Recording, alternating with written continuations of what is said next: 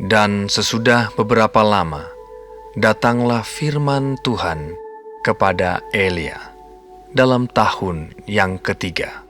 Pergilah, perlihatkanlah dirimu kepada Ahab, sebab aku hendak memberi hujan ke atas muka bumi. Lalu pergilah Elia memperlihatkan diri kepada Ahab. Adapun kelaparan itu berat di Samaria. Sebab itu Ahab telah memanggil Obaja yang menjadi kepala istana. Obaja itu seorang yang sungguh-sungguh takut akan Tuhan. Karena pada waktu Izebel melenyapkan nabi-nabi Tuhan, Obaja mengambil 100 orang nabi, lalu menyembunyikan mereka 50-50 sekelompok dalam gua, dan mengurus makanan dan minuman mereka. Ahab berkata kepada Obaja, "Jelajahilah negeri ini, dan pergilah ke segala mata air dan ke semua sungai. Barangkali kita menemukan rumput, sehingga kita dapat menyelamatkan kuda dan bagal, dan tidak usah kita memotong seekor pun dari hewan itu." Lalu mereka membagi-bagi tanah itu untuk menjelajahinya. Ahab pergi seorang diri ke arah yang satu, dan Obaja pergi ke arah yang lain. Sedang Obaja di tengah jalan, ia bertemu dengan Elia. Setelah mengenali dia, ia sujud serta bertanya, "Engkaukah ini, hai Tuanku Elia?" Jawab Elia kepadanya, "Benar, pergilah, katakan kepada tuanmu, Elia ada." Tetapi jawab Obaja, "Apakah dosa yang telah kuperbuat? Maka engkau hendak menyerahkan hamba-Mu ini kepada Ahab, supaya aku dibunuhnya. Demi Tuhan Allah-Mu yang hidup, sesungguhnya tidak ada bangsa atau kerajaan yang tidak didatangi suruhan tuanku Ahab untuk mencari engkau. Dan apabila orang berkata, ia tidak ada, maka ia menyuruh kerajaan atau bangsa itu bersumpah bahwa engkau tidak ditemukan di sana. Dan sekarang engkau berkata, pergilah, katakan kepada tuanmu, Elia ada. Mungkin terjadi apabila aku sudah pergi daripadamu, roh Tuhan mengangkat engkau ke tempat yang tidak kuketahui. Kalau aku sampai kepada Ahab untuk memberitahukannya, dan engkau tidak didapatinya, tentulah ia akan membunuh aku. Padahal hamba-Mu ini dari sejak kecil takut akan Tuhan. Tidakkah diberitahukan kepada tuanku apa yang telah kulakukan pada waktu Izebel membunuh nabi-nabi Tuhan? Bagaimana aku menyembunyikan 100 orang nabi-nabi Tuhan dalam gua, 50-50 sekelompok, dan mengurus makanan dan minuman mereka. Dan sekarang, mengapa engkau ini berkata, pergilah, katakan kepada tuanmu, Elia ada. Ia pasti akan membunuh aku. Jawab Elia, Demi Tuhan semesta alam yang hidup, yang kulayani, sesungguhnya hari ini juga aku akan memperlihatkan diri kepadanya. Lalu pergilah Obaja menemui Ahab dan memberitahukan hal itu kepadanya. Kemudian Ahab pergi menemui Elia. Segera sesudah Ahab melihat Elia, ia berkata kepadanya, "Engkaukah itu yang mencelakakan Israel?" Jawab Elia kepadanya, Bukan aku yang mencelakakan Israel, melainkan engkau ini dan kaum keluargamu. Sebab kamu telah meninggalkan perintah-perintah Tuhan, dan engkau ini telah mengikuti para Baal. Sebab itu, suruhlah mengumpulkan seluruh Israel ke Gunung Karmel. juga nabi-nabi Baal yang 450 orang itu, dan nabi-nabi Asyera yang 400 itu, yang mendapat makan dari meja istana Izebel. Ahab mengirim orang ke seluruh Israel dan mengumpulkan nabi-nabi itu ke Gunung Karmel. Lalu Elia mendekati seluruh rakyat itu dan berkata, Berapa lama lagi kamu berlaku timpang dan bercabang hati? Kalau Tuhan itu Allah, ikutilah Dia. Dan kalau Baal, ikutilah dia. Tetapi rakyat itu tidak menjawabnya sepatah kata pun. Lalu Elia berkata kepada rakyat itu, Hanya aku seorang diri yang tinggal sebagai nabi Tuhan. Padahal nabi-nabi Baal itu ada 450 orang banyaknya. Namun, baiklah diberikan kepada kami 2 ekor lembu jantan.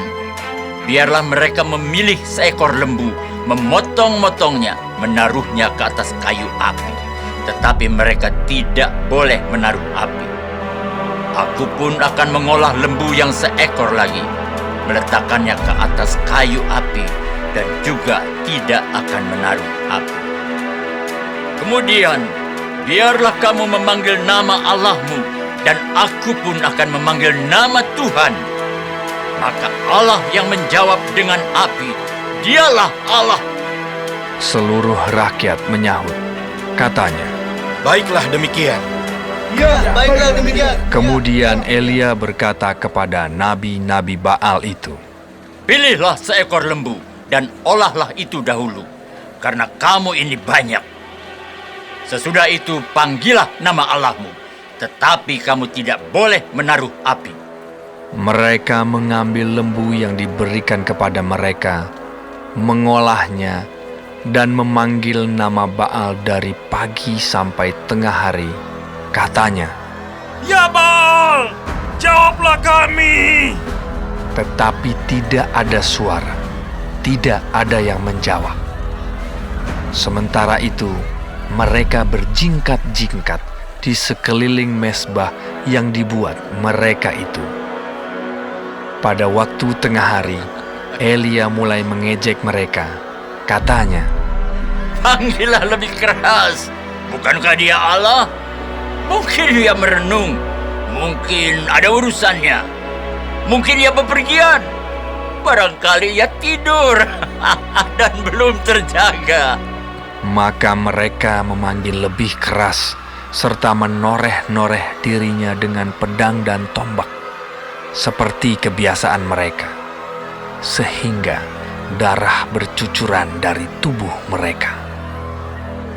Sesudah lewat tengah hari, mereka kerasukan sampai waktu mempersembahkan korban petang. Tetapi tidak ada suara, tidak ada yang menjawab, tidak ada tanda perhatian. Kata Elia kepada seluruh rakyat itu, Datanglah dekat kepadaku. maka mendekatlah seluruh rakyat itu kepadanya. Lalu ia memperbaiki mezbah Tuhan yang telah diruntuhkan itu. Kemudian Elia mengambil 12 batu, menurut jumlah suku keturunan Yakub. Kepada Yakub ini telah datang firman Tuhan. Engkau akan bernama Israel. Ia mendirikan batu-batu itu menjadi mezbah demi nama Tuhan, dan membuat suatu parit sekeliling mezbah itu yang dapat memuat 2 sukat benih. Ia menyusun kayu api, memotong lembu itu, dan menaruh potongan-potongannya di atas kayu api itu. Sesudah itu, ia berkata, Penuhilah 4 buyung dengan air, dan tuangkan ke atas korban bakaran dan ke atas kayu api itu.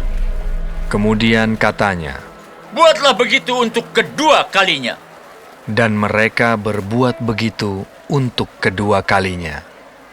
Kemudian katanya, Buatlah begitu untuk ketiga kalinya. dan mereka berbuat begitu untuk ketiga kalinya, sehingga air mengalir sekeliling mezbah itu. bahkan parit itu pun penuh dengan air. Kemudian pada waktu mempersembahkan korban petang, tampillah Nabi Elia dan berkata, Ya Tuhan Allah Abraham, Ishak dan Israel, pada hari ini biarlah diketahui orang bahwa Engkaulah Allah di tengah-tengah Israel, dan bahwa aku ini hamba-Mu, dan bahwa atas firman-Mu lah aku melakukan segala perkara ini. Jawablah aku, ya Tuhan, jawablah aku, supaya bangsa ini mengetahui bahwa Engkaulah Allah, ya Tuhan, dan Engkaulah yang membuat hati mereka tobat kembali. Lalu turunlah api Tuhan menyambar habis korban bakaran, kayu api, batu, dan tanah itu. Bahkan air yang dalam parit itu habis dijilatnya. Ketika seluruh rakyat melihat kejadian itu, sujudlah mereka serta berkata, Tuhan, Dialah Allah. Tuhan, Dialah Allah. Kata Elia kepada mereka, Tangkaplah nabi-nabi Baal itu. Seorang pun dari mereka tidak boleh luput. Setelah ditangkap, Elia membawa mereka ke sungai Kison dan menyembelih mereka di sana. Kemudian berkatalah Elia kepada Ahab, Pergilah, makanlah dan minumlah, sebab bunyi derau hujan sudah kedengaran. Lalu Ahab pergi untuk makan dan minum. Tetapi Elia naik ke puncak gunung Karmel. Lalu ia membungkuk ke tanah dengan mukanya di antara kedua lututnya. Setelah itu, ia berkata kepada bujangnya, Naiklah ke atas, lihatlah ke arah laut. Bujang itu naik ke atas. Ia melihat dan berkata, Tidak ada apa-apa. Kata Elia, Pergilah sekali lagi. demikianlah sampai 7 kali. Pada ke-7 kalinya, berkatalah bujang itu, Wah, awan kecil sebesar telapak tangan timbul dari laut. Lalu kata Elia, Pergilah, katakan kepada Ahab, pasang keretamu dan turunlah. Jangan sampai engkau terhalang oleh hujan. Maka dalam sekejap mata, langit menjadi kelam oleh awan badai. Lalu turunlah hujan yang lebat. Ahab naik kereta, lalu pergi ke Yisrael. Tetapi kuasa Tuhan berlaku atas Elia. Ia mengikat pinggangnya dan berlari mendahului Ahab sampai ke jalan yang menuju Yisrael.